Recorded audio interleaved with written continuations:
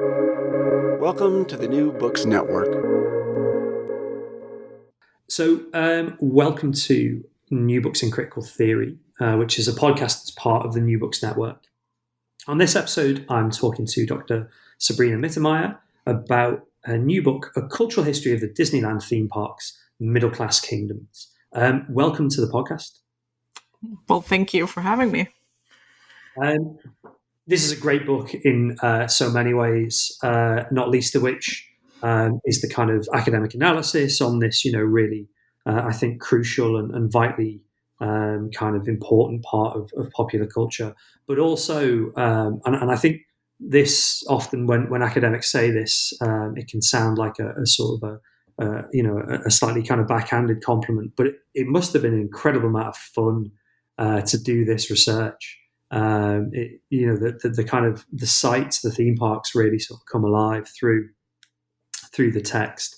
And the place to kind of start, I think, with a book that's both, kind of got some really serious and important academic insights, but also is, a sort of a fun and an interesting research project, is to introduce the kind of key subject matter. And I guess the key subject matter here is this idea of the middle class kingdom. And partially this is in relation to Walt Disney and who he was and stuff like this. But also, I guess, it draws on a range of kind of critical theoretical perspectives. So, to kick off, could you talk me through this idea of the middle class kingdom? Yeah, sure. And first of all, yes, it was a lot of fun to do. As you said, look, it goes back to Walt Disney. It goes back to sort of the times when he starts to become very successful. So obviously he starts to make movies in the 30s and makes Snow White and the Seven Dwarfs even, I think, 29 even. But he's a man that always looks for the newest idea, and sort of he had a very uncanny feeling about what is the zeitgeist, what do people care about. And so very early on, like when his animation studio becomes successful, he starts to look for new ideas to do this. And one impetus actually is that people can't visit the Walt Disney Studios at the time like they could visit other studios to this very day. Like you could take tours of Warner or Universal. And so he's looking to build a place where people sort of can meet Mickey Mouse, but he's also very interested in things like miniatures and, traveling shows. And he's also acquainted with, classic amusement parks of the time, obviously. But he doesn't like them very much because amusement parks are dirty and therefore, the lower class, quote unquote. And if you know more about amusement parks, the history there is also that they're usually public open spaces that people can go to and have fun, and have alcohol and drink and mingle. And then at some point they become these closed off spaces where they're segregated, mostly due to, racism, obviously, but also classism. And so, when he starts to think about this, his idea is that he wants a place like this, but he wants it clean, and he wants it for a specific demographic, even though he doesn't never fully spell that out. But what happens is when Disney starts to decide he wants to build this kind of park, he wants to very much target the middle class. And this then, by then being 1950s America, the middle class means white people. So that is the idea also behind the title of the book and sort of the thread that goes through the book, that all of these Disneylands, even the one in Shanghai that just opened in 2016, they always look to target a middle class or an upper class, even at this point, as what even is the middle class anymore. But it's about affluent people, and for the most part, white affluent people. That they want to get into the parks. Obviously, then when they go to Asia, that's a bit of a different story, but it's still that sort of core demographic. Yeah, and it sort of it kind of comes back to bite the overall corporation, not just with the expansion into Asia, but also with their kind of experiments in in Europe as well of having, I guess a kind of a lack of understanding of how, different middle classes manifest themselves, different middle class kind of, tastes, patterns of consumption, desires and interests, this kind of stuff. And we'll kind of come to that in turn as we go through the stories of the parks. The other kind of starting off point, I suppose, is maybe actually with the original park, and obviously, in order to set up comparisons, you spend a lot of time in the book thinking about the original Disneyland. And one of the things that comes through each of the kind of case studies of each of the parks is the sense that these parks have to be understood as kind of embodiments of particular times, places, particular sort of historical moments and conjectures. And the story, I guess, of the original Disneyland is the story of the 1950s in America, the kind of Cold War backdrop, this kind of stuff. And this sort of is crystallized, I suppose, with this idea of Disneyland being what you call a kind of a cultural product of the 1950s. So how is it a kind of a cultural product of the 1950s, and how does a kind of I suppose a walkthrough or on in pandemic times, maybe a video walkthrough of the park show it as a cultural product of the 1950s? Well, I argue like that specific cultural moment of the 1950s is still so ingrained in the structure of the park. There's obviously like designs and attractions that have come and gone. So, but the main idea of Disneyland remains. So if you walk through the park, the first thing you see is Main Street, USA. So that's like a turn of the century street of what Main Street, people imagine what it was like in small town America. And obviously that's not how it ever actually was, but it's very ideologically clear of like, this is a very patriotic place. It's a very whitewashed place. And sort of very the almost utopian version of small town America.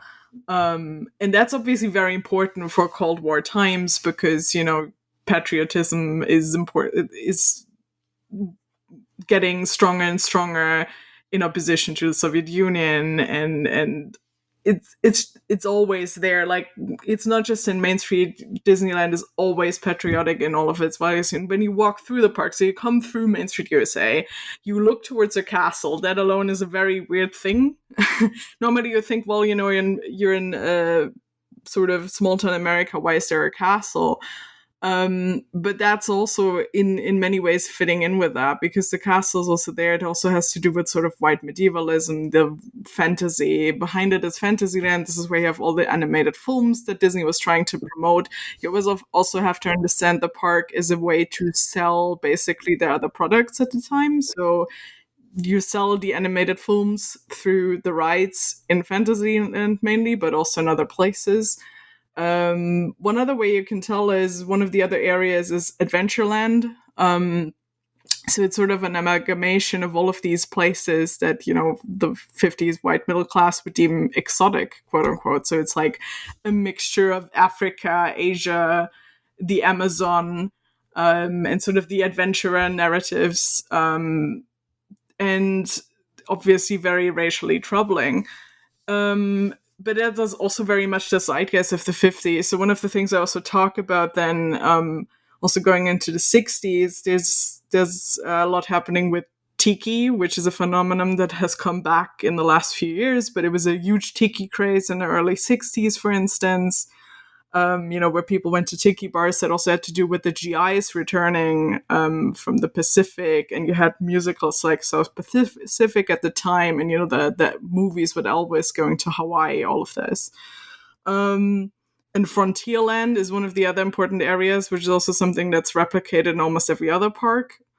And the 1950s are a time where Western becomes a very popular genre, which also directly ties in with Cold War values, because the Western, it's always up against the fight against the Indians.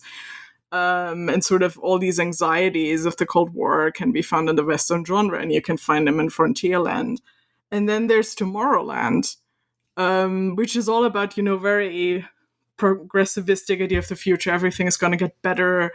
Atomic energy plays a huge role in it, but also domestic living, which is very interesting when you think about, Tomorrowland, shouldn't this all be about space? And it is at some point, but it also is about sort of the idea of what is, our utopian understanding of domestic living, because in the 50s, everybody's buying the new washers and dryers and other homemaking things. So all of this is in there.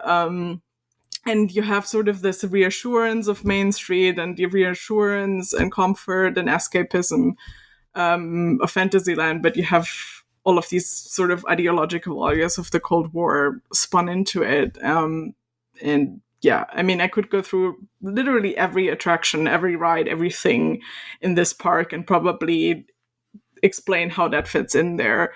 Obviously, to find out more about that, go there after the pandemic, or if you can't go there, read my book.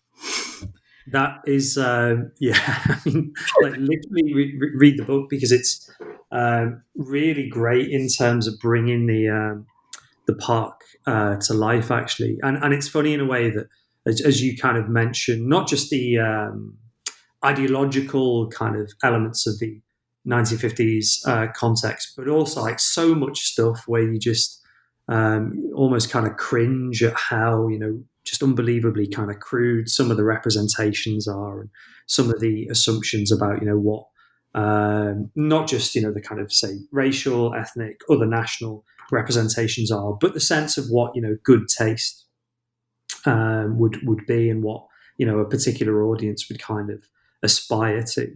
That template, though, with all of its baggage, as you mentioned, still kind of comes up in all of the other parks in some, the variation in some form. And this is really kind of neatly illustrated by the second park, the park in Florida, and the creation of the kind of, I suppose, much more kind of sort of futuristic in some ways, but also still, weirdly kind of regressive and medieval Magic Kingdom and the Epcot Center project. And this you describe in the book as being a product of, the late 1960s and the 1970s, when the Florida project is kind of conceived of and is built. So what are the sort of differences, but I think, more crucially, like, what are the similarities between these two parks, even though they're quite a long time apart? Yeah, I mean, in the end, so they start planning a second Disneyland fairly quickly. I mean, the first park is very, very successful. So the idea is, well, let's build a second one. At least that's what you would think happens. What actually mostly happens is that Disney has already moved on, like Walt himself, who's still alive, has already moved on to the idea of what else is the new thing we could do.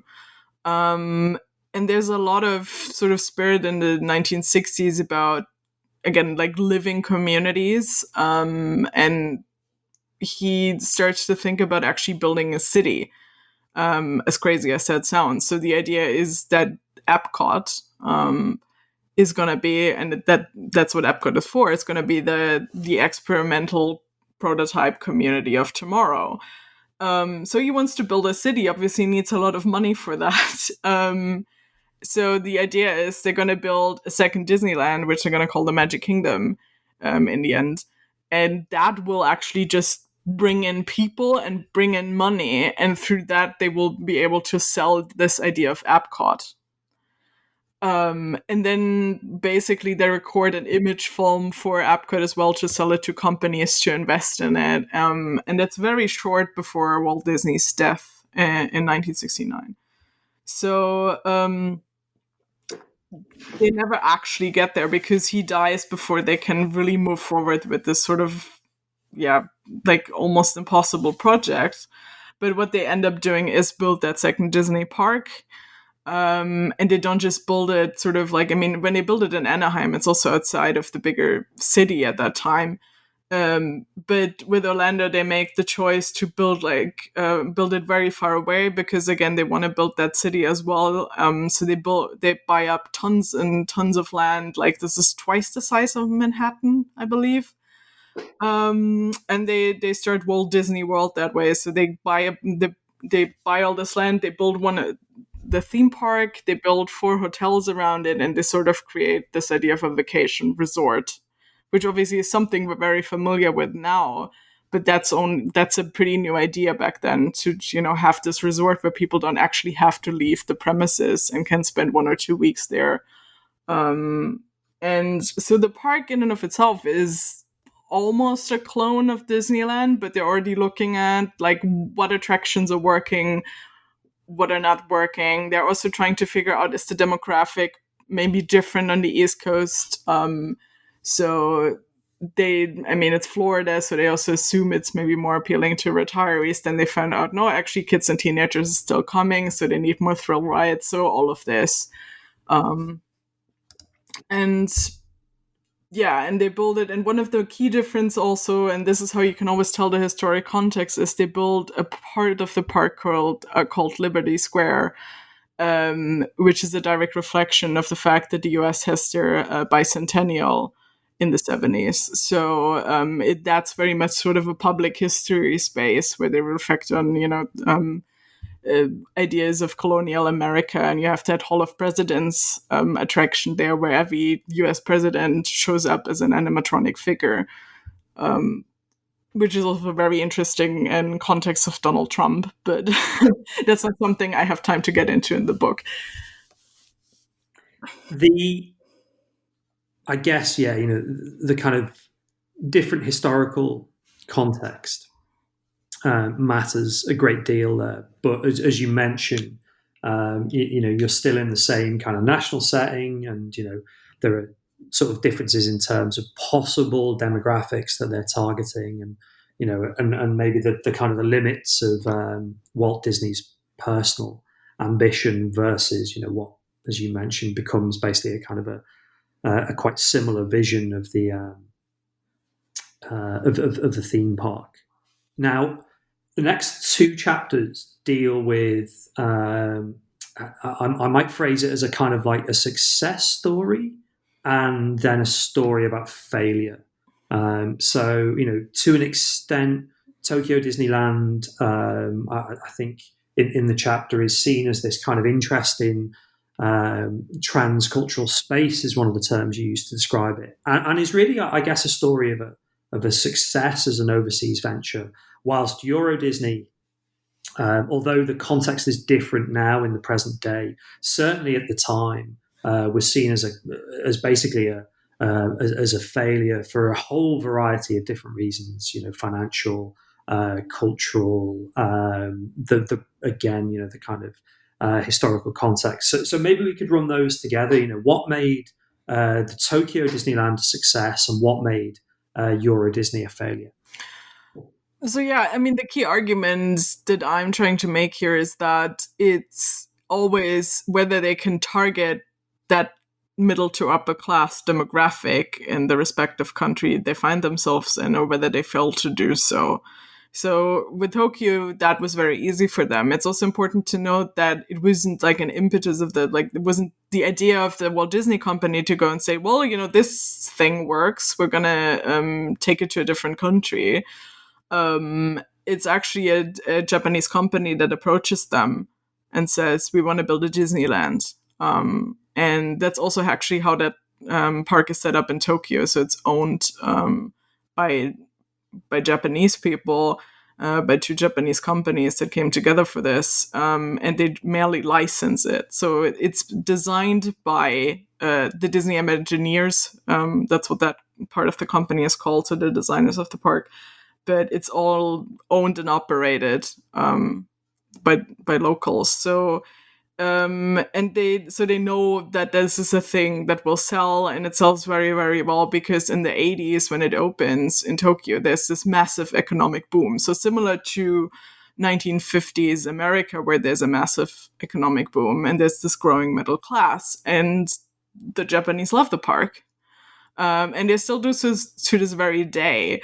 So you mentioned the idea of transcultural space. I think the idea is that like there's a lot of academic study of trying to explain the success of Tokyo Disneyland, basically through cultural essentialism in one way or the other. So it's like, well, oh, the Japanese love this, so this must work. And I mean, there's a certain grain of truth to it, but I think it shouldn't be underestimated that it opens at a time of economic boom and at a time when the Japanese have a lot of time and money for leisure. Like they also change their work week to 5 days instead of 6 and stuff like that. So I think like the Japanese definitely take it on. There's a lot of idea of the Japanese also sort of transform it into a Japanese cultural item. It isn't even American anymore, but I think that's also too simple. There's always sort of this mixture of cultures. So I work a lot with the term of globalization, when you take a global product and sort of transfer it to a local market and make it appealing to a local market. And I think that's what happens. And again, there's sort of this zeitgeist for certain things. I mean, the Japanese also already know Disney film. They love Disney film. So that helps, obviously. And then with Euro Disney, that's such a complicated story as well, because it is very much framed as this failure, but that's too simple a narrative. And I spent at least over 50 pages in the book talking about it. But the short explanation that I find is that there's also a lot of people's, again, sort of a cultural essentialism going on, that people say, well, it didn't work because the French just, that's too simple an entertainment for them. They're too sophisticated to understand it, which is obviously nonsense. Because, and I mean, they also don't just target the French with it. It's a Western European audience that they want to get at. That's also what they call it, Euro Disney. In the beginning, which is also a problem because the idea of Europe isn't actually that popular in the early 1990s. But yeah, one of the things that makes it a financial failure in the beginning is actually a massive recession after the fall of the Berlin Wall. And that's never really taken into account in sort of the popular, like even the media coverage at the time is basically just saying, well, the French don't like Disney, without looking at the fact that there's a massive recession and people can't afford to come. And this is before the euro as well. So for a while in the UK, it was cheaper for you to go to the US to visit Walt Disney World than visit Disneyland Paris, or Euro Disney as it was called then, because of the currency rates. So, there's a lot going on with this. And again, my argument also is they kind of don't understand how to target sort of the French middle class, the German middle class, maybe even the English middle class, so that they're doing better with English visitors. Because they don't understand the concept of the resort, and what they're building in Paris is also this kind of vacation resort. We all vacation very differently in Western Europe compared to the Americans, which also has to do with how many vacation days we have. So in the end, what I'm saying is it's very, very complicated, but in no way is it just, Western Europeans just are too sophisticated to enjoy theme parks, which is obviously not true because it's still around. It's actually doing fairly well, or it did so before the pandemic. And Disney films are doing well here, like, Yeah, I mean, you draw a bit of a distinction actually between the kind of the park's visitor figures and which sections of French and also Western European society were kind of up for going, and then this kind of hypercritical sort of cultural elite backlash in the French press, and a sort of a broader narrative that linked, the business struggles to a broader sense of, I guess, kind of resistance to US cultural imperialism, and the dumbing down of contemporary culture through Disney and stuff like this. But actually, as you mentioned, people do love it, and they are well up for it, and it is very much still there, which is testament to some elements of cultural relevance and a set of kind of changes in business practice. The other two case studies in the book are, I think, particularly fascinating in terms of Disney as a kind of corporation that is seeking to open particular markets and seeking what I might describe as kind of accommodations with particular markets as well. And this is Disneyland in Hong Kong and also in Shanghai. And again, we might run those two together in terms of the idea of class and a particular kind of demographic being part of the story for, I guess, what we might describe as Hong Kong's struggles, but also part of the reason for the kind of success story in Shanghai. And at the same time, Shanghai returning as, I guess, to this kind of, sense of a transcultural space. And there is something to be said, I think, for the success stories being where the corporation kind of does their homework about the context into which they're about to build the theme park. Yeah, definitely. And it also makes sense to lump them together in this way, mainly because Disney actually wants to build this park in mainland China to begin with, and they have the idea to do so in the 90s, basically after Paris. But then back then it's still very, very tricky to interact with the government of the People's Republic of China, which is obviously also a whole problematic chapter in and of itself, of like a corporation working with this government. But they can't reach an agreement. There's also difficulties. And so they end up going to Hong Kong first, because Hong Kong obviously used to be a British colony. It's handed over again in the late 90s. And sort of this context is when they start to negotiate building a park there. It eventually doesn't open until 2005. But which is probably actually still better for it, because I think if they had tried to open it as early as the late 90s, it would have been even harder to sort of get people to visit. Because again, the class factor is important. You have to build an audience and you have to find out where they're going to come from. So when they opened in 2005, they struggled to find an audience. Because just local Hong Kong visitors would probably also not be enough for it. They still bank on having tourists, particularly from mainland China, coming, but that is sort of a still politically difficult issue at the time. Also an issue of people being able to afford to travel to Hong Kong as well. And what they're kind of doing is they build a very lackluster park. If you look at what Hong Kong Disney looked like in 2005, it's just a sort of very, very small scale version of sort of the Disneyland park in Anaheim, with hardly any of the rides. So it's also not super attractive for people to go there for more than maybe a day at a time. And then when they really start to build more attractions and then it becomes more successful. So when they really start to invest in it, and then also try to find out about cultural sensibilities, because local Hong Kong visitors or sort of the fans of the park become also very protective of it. And on a larger scale, it also becomes this idea of like, well, we have this American park here, or this American idea here, and it should be an attractive thing. So they become protective of it, especially against mainland Chinese visitors. So there's a lot of conflict between those two groups as well that also tie in with class, but it would go too far to go into this now. But then when Shanghai finally opens in 2016, so they sort of pick up negotiations again at some point, make the deal, and build the park. So that is really when they finally at a moment where China is booming economically. And I mean, this is something that experts saw coming for a while. This is why Disney was interested in going there. They knew what they were doing, but I think they almost started to try it too early. But when they opened 2016, this is apparently exactly the right moment, because it is successful. It's doing very well. Lots of people want to go there. And if you look at the two parks, like Shanghai is very different. It's one of the only parks that really breaks with this template for the park. So you no longer have Main Street USA. So it's very sort of away from these more ideologically American patriotic ideas. It's much more about Disney and what the sort of the intellectual properties that Disney owns now.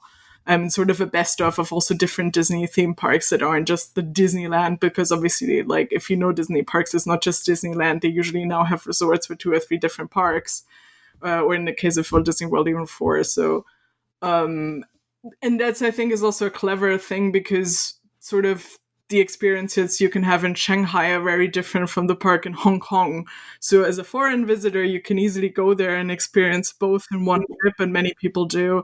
And if you're from mainland China, if you ever make the trip to Hong Kong, it will still be worth it. And China is enormous. Like, I mean, the US is doing fine with through parks. China is doing fine with through parks in that way.